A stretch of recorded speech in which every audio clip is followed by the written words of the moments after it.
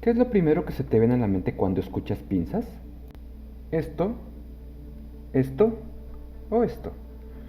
Sin importar cuál se tiene presente, sabemos que sirven para poder sostener objetos, y en consecuencia su función varía un poco de acuerdo a la actividad que se desea. Ahora, trasladémonos al mundo microscópico. ¿Cómo sostendrías partículas de polvo o tal vez organismos chiquititos? Y más aún, ¿para qué querríamos eso? Bueno, pues seguiremos por este camino hasta responder estas preguntas. ¿Alguna vez te has preguntado qué son? ¿Cómo funcionan? ¿O para qué sirven? Aquí creamos un espacio para hablar esencialmente de lo que se encuentra detrás de esta famosa técnica que han desarrollado e innovado varios científicos a lo largo del tiempo. Para entender en qué consiste esto, comencemos con un breve recorrido histórico. Los primeros antecedentes que permitieron reconocer que la luz ejerce presión sobre los objetos materiales datan del siglo XVII, cuando Kepler señaló que la cola de los cometas apuntaba en sentido contrario al Sol sin importar la dirección de movimiento del cometa, pero la realidad es que se debe al viento solar. Sin embargo, quedó la duda que la luz podría ejercer fuerza sobre la materia. 2 siglos después, Maxwell desarrolló su teoría electromagnética, la cual demostró que la luz estaba constituida por ondas electromagnéticas que ejercen presión al propagarse. Décadas más tarde se observaron fenómenos que no podían explicarse con la teoría ondulatoria de Maxwell, lo que dio lugar a los inicios de una de las más grandes teorías del siglo XX, lo que ahora conocemos como la mecánica cuántica. En este contexto, los trabajos principalmente de Albert Einstein y Max Planck llegaron a la conclusión que, en ciertas circunstancias, la luz también se comporta como si estuviera formada por un flujo de partículas, actualmente llamadas fotones. A cada fotón se le asocia una propiedad llamada momentum lineal, relacionada con su energía-velocidad. Esto se traduce en el hecho de que el flujo de fotones, llamado haz, en su conjunto ejerce presión al incidir sobre la materia. Posteriormente, hubo muchos intentos de medir la presión ejercida por la luz, pero se requería de un refinamiento en las técnicas y equipos experimentales, así como fuentes luminosas adecuadas para detectarla. La historia cambió cuando el láser apareció en los años 60. Pero, ¿por qué el láser es una fuente de radiación tan especial? Esto se puede responder debido a que la radiación que emite es casi monocromática y coherente, lo que permite la manipulación con precisión y no destructivamente. Algunas aplicaciones introducidas son las siguientes. Por ejemplo, el láser sirve para las lecturas de los CDs. También está presente en aplicaciones médicas, como en la cirugía láser si se quiere cortar un tejido muy delicado, pero hay que tener cuidado con los tejidos cercados. Por otro lado, neurocirugía, oftalmología, cirugía plástica y dermatología. En el mundo de la industria, las funciones principales son para perforar, soldar y cortar metales. También se utilizan para el pulido de metales o para grabar información en los microchips. En el ámbito militar, las armas facilitan y hacen más preciso el apuntado. Además, están presentes en el guiado de los aviones y de los misiles. En este orden de ideas, podemos ver que el fenómeno lumínico láser forma parte del progreso científico de la humanidad en todos los campos y por ello fue una herramienta bastante útil. Ahora, hablemos de un ejemplo para que sea más claro. Supongamos que enfocamos un haz de luz láser de 1 watt de potencia sobre una superficie de 10 micrómetros de diámetro.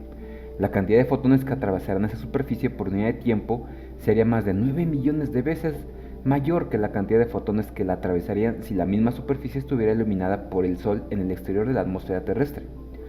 En este caso, la presión de radiación sigue siendo insignificante para efectos macroscópicos, pero llega a ser muy importante al actuar sobre objetos suficientemente pequeños.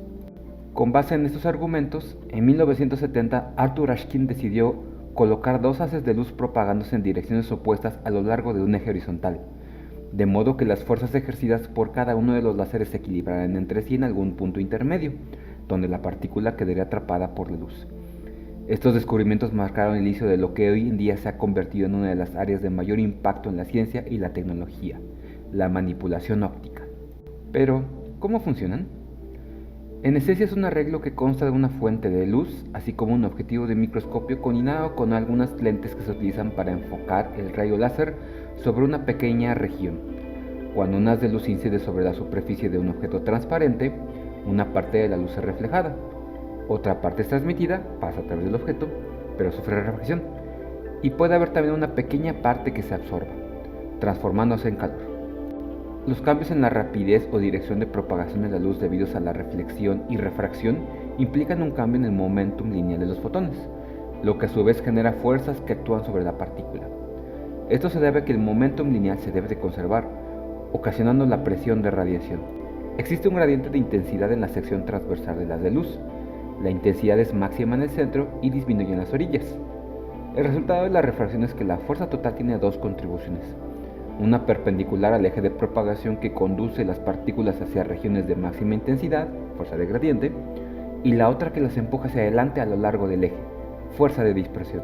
Una vez que una partícula está atrapada, se pueden hacer desplazar hacia su entorno, pero esa sentirá la obligación de regresar a su posición de equilibrio, tal como sucede con un resorte. Hasta aquí ya tenemos una idea de los fundamentos para lograr el atrapamiento óptico.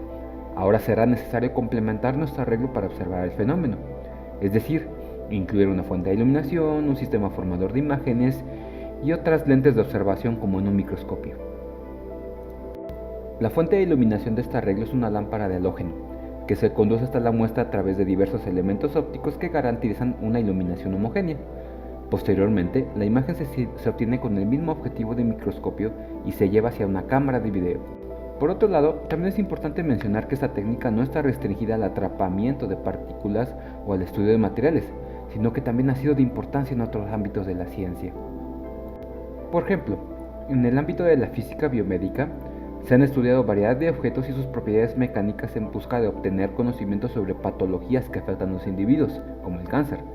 En este caso, células individuales y sus componentes internos pueden quedar atrapadas en el foco de haz. ¿Te imaginas sujetar una sola célula? Sin embargo, es importante considerar la longitud de onda que se emplea. ¿Pero por qué es importante? Se sabe que las muestras biológicas pueden dañarse con longitudes de onda cortas como el azul y el ultravioleta, debido a que son muy energéticas y en algunos casos al fenómeno de resonancia que generan rupturas de enlaces o cambios en la estructura molecular, mientras que con longitudes de onda grandes apenas es perceptible para la célula. Nuestro interés en las pinzas ópticas es llevar a cabo ensayos de tensión de células individuales, así que hemos diseñado un protocolo para realizar las mediciones sin cambiar o dañar la muestra.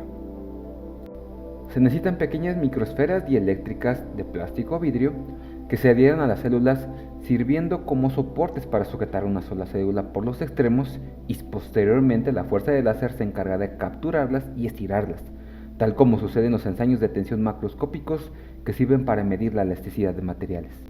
Con esta herramienta que hemos diseñado, será posible analizar propiedades mecánicas de células y poder comparar entre sanas y enfermas.